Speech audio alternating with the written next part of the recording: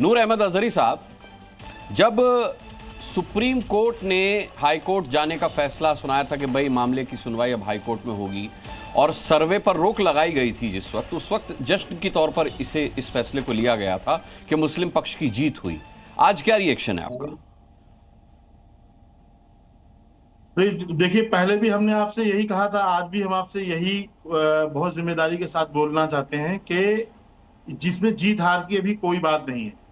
अभी तो मामला सुनवाई योग्य है या नहीं, इस पर बहस चल रही है। तो हम चाहते हैं कि माननीय हाई कोर्ट ने उसको सुनवाई योग्य जो आज माना है, इस पर जो जामा मस्जिद कमेटी के लोग हैं, जो इंतजामिया है, माननीय हाई कोर्ट ने कह तो दिया कि सर्वे पर रोक नहीं लगेगी, सर्वे जारी रहेगा।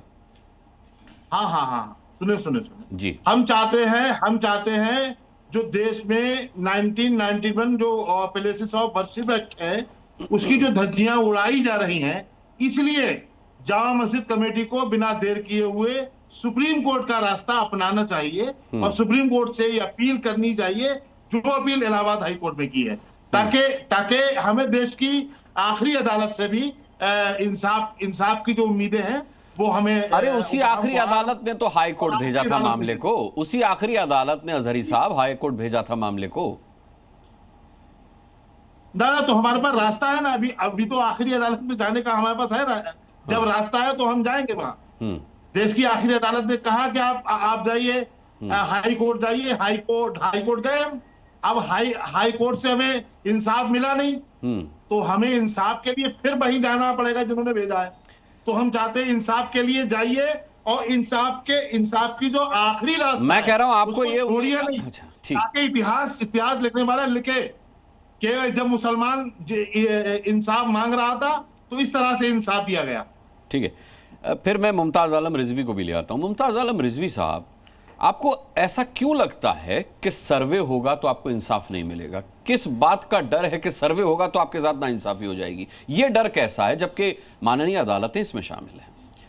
देखिए, हमें डर अदालत से नहीं है, हमें डर मुल्क के संविधान से नहीं है, हमें डर उन फिरका परस्तों से है जो देश को खोदना चाहते हैं, जो देश को पाताल में ले जाना चाहते हैं, जो देश को विकास के रास्ते से भटकाना चाहते हैं, जो 40,000 की लिस्ट लिए घूम रहे हैं।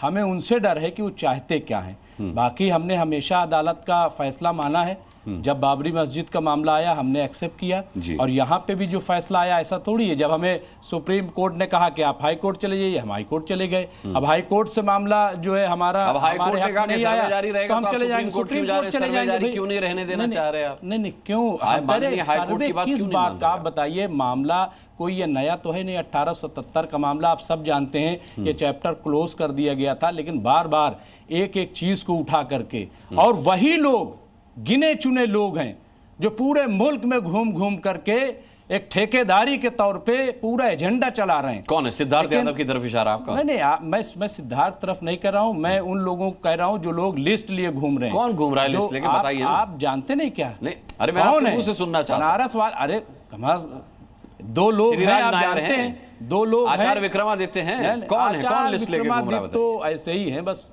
इनका क्या है, इनको तो आ गए, बोल दिए, चले गए, इनका काम खत्म है। लेकिन वो लोग जो एजेंडा चला रहे हैं, मैं बात कर रहा हूँ हरिशंकर जैन की, मैं बात कर रहा हूँ विष्णु शंकर जैन आने वाले ये लोग जो हैं जी, वो आए 10 मिनट में डिबेट में आने वाले। इनको पूरा यही काम मिल गया है, पूरा एक ठेका इन्होंने ले रखा है और पूरे देश को कह रहे हैं कि हम खोदे बगैर मानेंगे नहीं। हमें बाकी और कोई चीज नहीं है। खोदने की बात कौन कर रहा है? खोदने की बात नहीं, वो खोदना ही है। अच्छा, सर्वे किस लिए? सर्वे किस लिए? सर्वे हमें ये बताइए मुस्कान जी, सर्वे किस लिए? मैं कह रहा हूं, अगर क्यों आपको लग रहा है एक बनी बनाई मस्जिद है, क्यों आप उसमें मंदिर तलाश कर रहे हो? सर्वे में खोदने यही बात आरएसएस ने कही कि भाई हर मस्जिद के नीचे आप जो है मंदिर नहीं, वो तो कहने वाली बात है कि मस्जिद के नीचे मंदिर तलाशो, पर मंदिर तलाशने के लिए मस्जिद खोदने की बात कहां से आ गई? अरे हम कह रहे हैं भैया, ये बताओ, वही चीज है ना, प्रोसेस क्या है, हमने देखा है ना, हमने झेला है। नहीं मुमताज भाई, आपकी कौम के लोग भड़क जाते हैं, उन्मादी हो जाते हैं ये शब्द सुनकर के मस्जिद खोदने की बात हो रही, जबकि ऐसा कहीं पर भी नहीं है। आप एक कहावत के तौर पर कह रहे हैं कि मस्जिद खोदने की बात। एक मिनट मुस्कान जी, देखिए ऐसा हुआ है और ऐसा किए जाने की धमकियां दी जा रही हैं। अभी आपदा में अवसर तलाश कर लिया योगी सरकार ने। आपको पता है जब हिंदुस्तान पाकिस्तान में 140-45 करोड़ मुसलमान और हिंदू सब एक साथ खड़े थे पाकिस्तान खिलाफ, तब यूपी में मस्जिदें गिराई जा रही हैं, यूपी में मदरसे गिराए जा रहे हैं। अरे वो तो अवैध है, रूटीन का काम चल रहा है, उसको चलने दीजिए। नहीं वो अवैध और बुलडोजर सरहद पे थोड़े भेज देंगे। बता रहा हूं मुमताज भाई, वो बुलडोजर पाकिस्तान की सेना से मुकाबला करने के लिए मुझे सरहद पर भेज दिए जाएंगे। मुझे लग रहा है कि देखिए मुस्कान जी, मैं क्या कह रहा हूं कि हम इस देश के बाशिंदे हैं, एक भी मस्जिद नहीं छोड़ेंगे तब भी यहीं रहेंगे। ठीक है, ठीक है, सब गिरा देंगे तब भी यहीं रहेंगे। क्यों गिरा देंगे? नहीं गिराएंगे तब भी यहीं रहेंगे। सिद्धार्थ यादव, 30 करोड़ मुसलमान अच्छा आता हूं, सिद्धार्थ यादव और मैं एक चीज मुस्कान जी आज सिद्धार्थ यादव मैं आता हूं, सिद्धार्थ जी और तमाम आपका नूर कायम रहे। मैं और हमारे यहाँ पे सीनियर खड़े हैं राजकिशोर जी, मैं एक बड़ी जिम्मेदारी से बात कहना चाहता हूँ। देखिए, और बहुत दर्द में कहना चाहता हूँ। देखिए 25 करोड़ मुसलमान के 50 करोड़ हाथ हैं।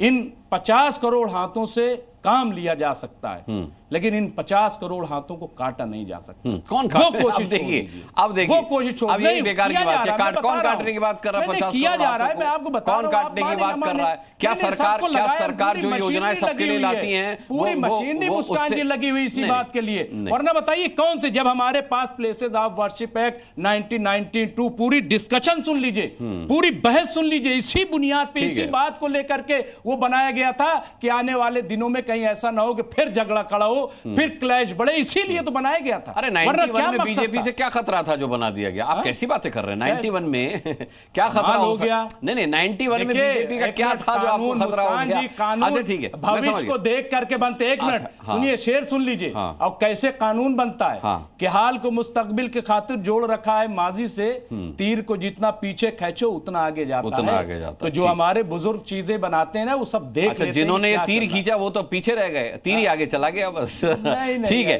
ठीक है।